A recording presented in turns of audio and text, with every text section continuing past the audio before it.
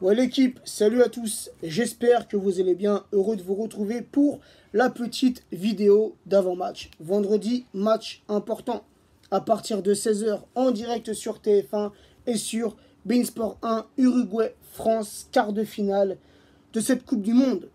Cette Coupe du Monde, les gars, qui passe vite, à vitesse grand V. Elle a commencé il y a une quinzaine de jours et elle se terminera d'ici une quinzaine de jours.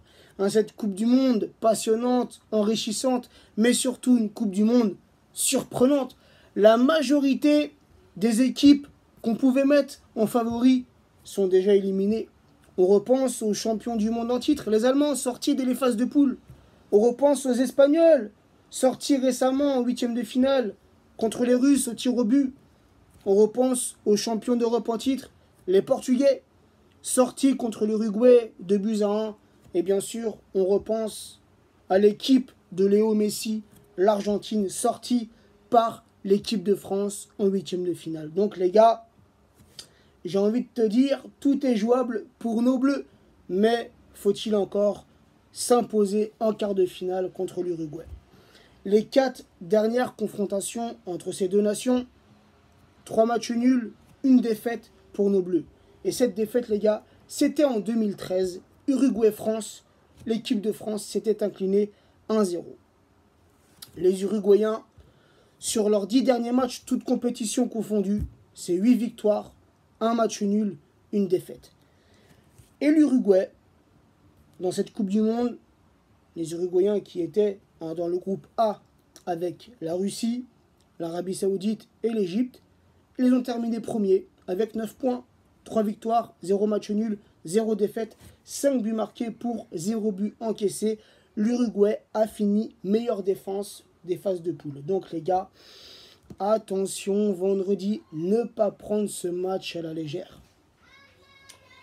L'Uruguay, très costaud défensivement, comme je viens de le dire, 0 but encaissé en phase de poule et un seul but encaissé en huitième de finale contre les Portugais.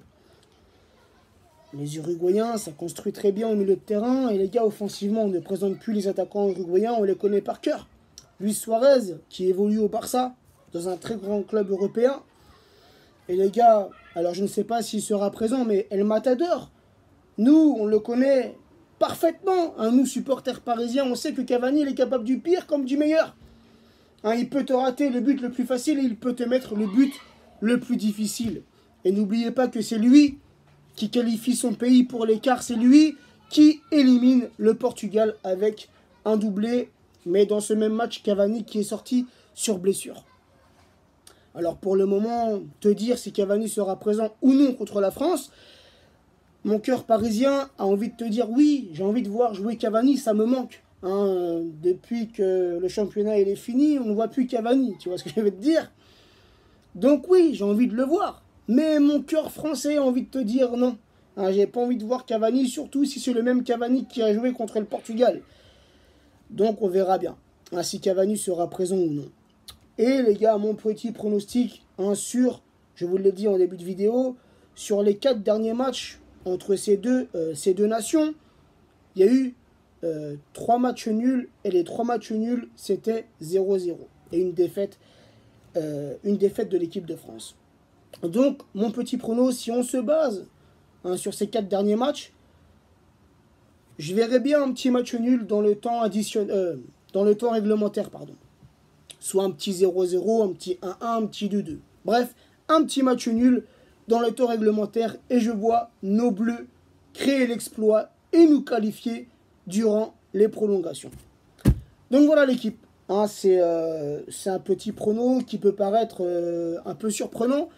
Mais j'ai regardé pas mal de matchs de l'Uruguay, les gars, et ils sont très difficiles, les gars. Très difficiles à jouer. Mais j'ai envie de te dire, si on a la même envie, la même grinta côté français, surtout offensivement, si on fait le même match qu'on a fait contre l'Argentine, on peut percer cette défense uruguayenne. Par contre, j'espère qu'on ne jouera pas de la même façon défensivement. Car on s'est quand même fait encaisser 3 buts contre les Argentins. Donc les gars, attention côté français défensivement. Après les gars, la petite compo, et je vais terminer sur ça.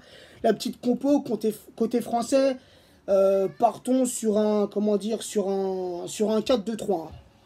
avec Lloris dans les cages françaises, Pavard, latéral droit, Hernandez, latéral gauche, la charnière centrale, Umtiti, Varane, hein, ça bouge pas. Les deux milieux devant la défense, je verrais bien Kanté associé à Pogba. Et après les gars, offensivement, alors Matuidi ne sera pas présent.